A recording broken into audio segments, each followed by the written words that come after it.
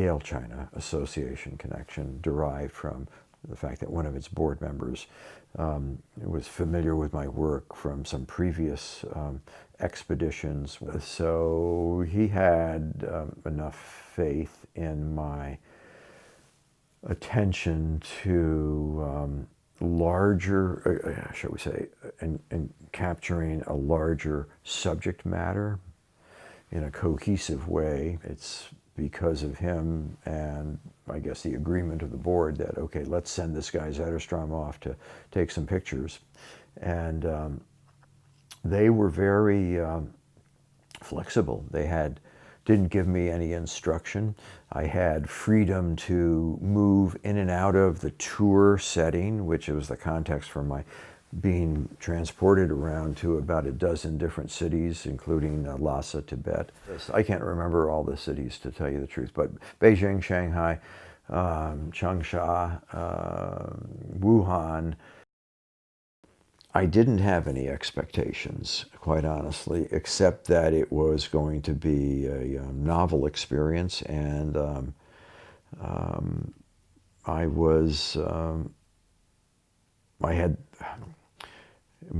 I had the right attitude. Skills and ingenuity and self-reliance of individuals was what I focused in on ultimately, as what you might call street portraits.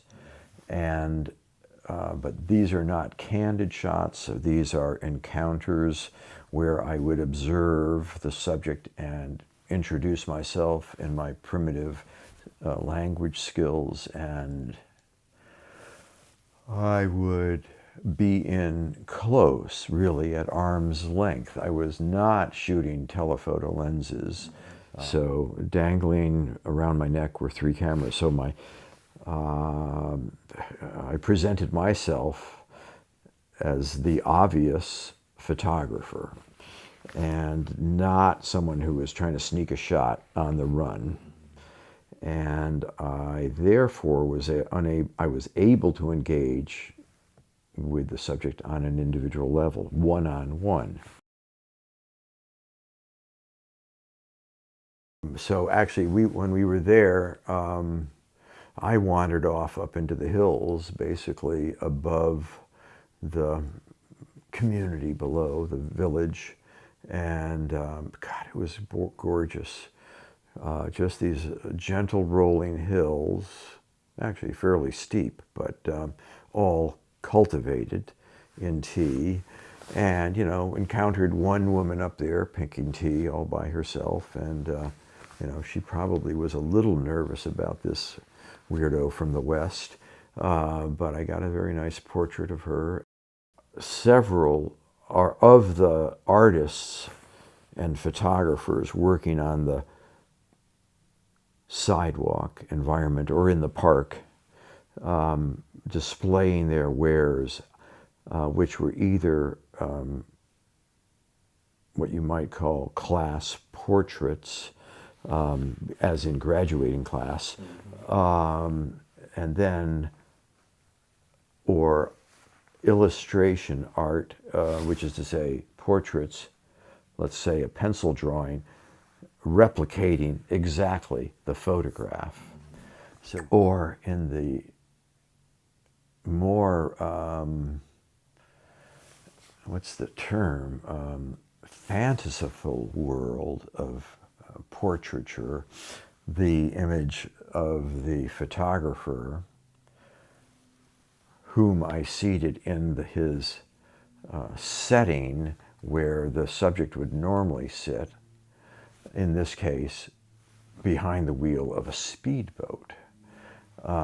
Something so out of reach and useless, really, and exotic. But you could see in that the anticipation of SUVs on the streets of Beijing. In replying to your question about was I surprised at anything, probably everything.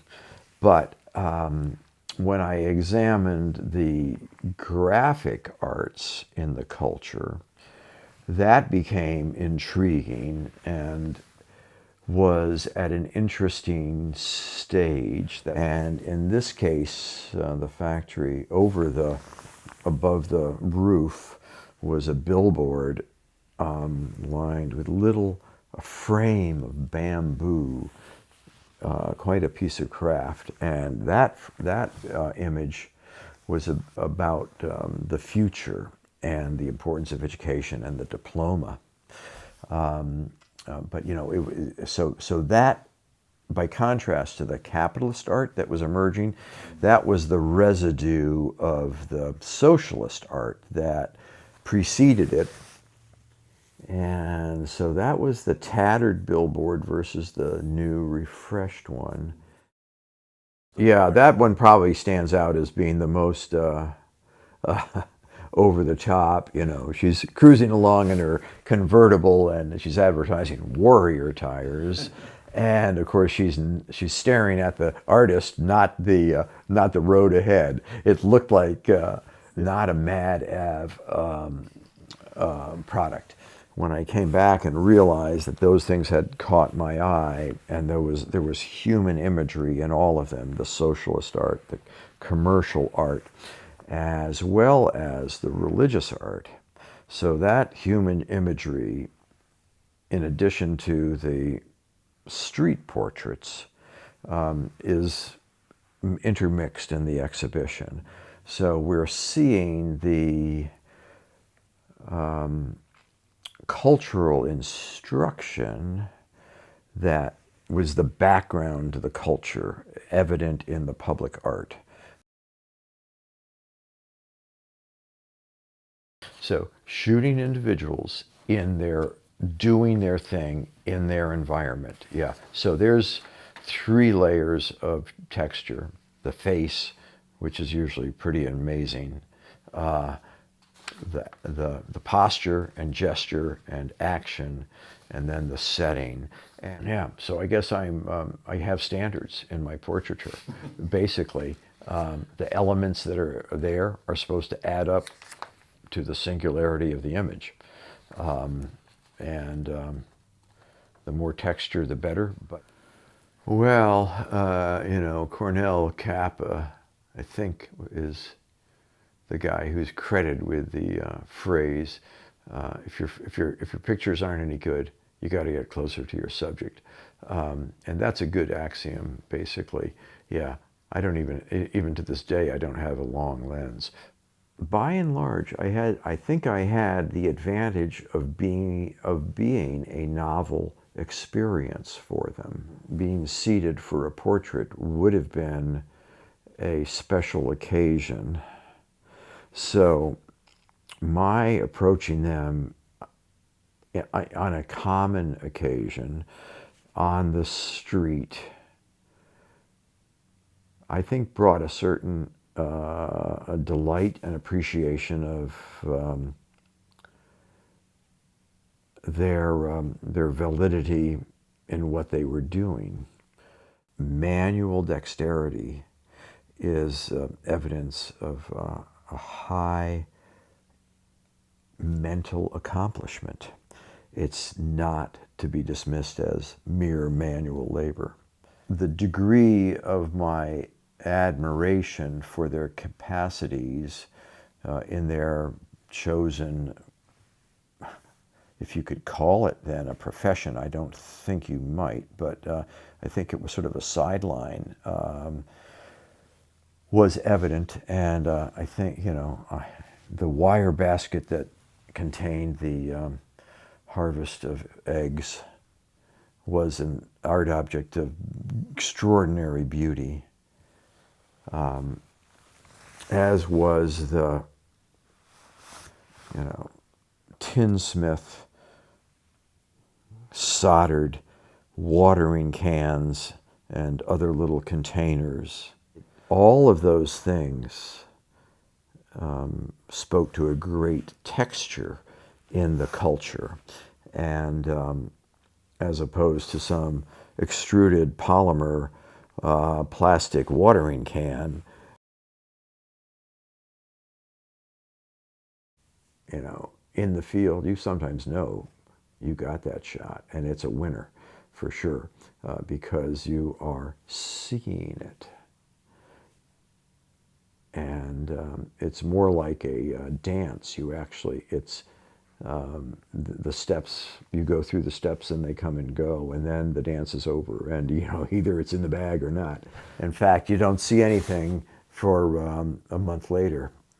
And then you rush to the dark room, and you go through that slow process of souping the negatives and hanging them up to dry, and then making contact sheets the next day. And in a sense is a very freed up way of working, because you simply are you're not dealing with, oh, I wish I got that shot. You're just going in there for the moment, and you're smart and astute and alert enough. It's what a good photographer does, basically. Seizes that moment. These photographs will hold a great deal of nostalgia for an era which, except in the impoverished rural agricultural countryside,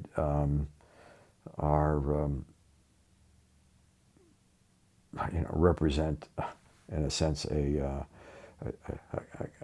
generational change that is probably as great as any in the history of China.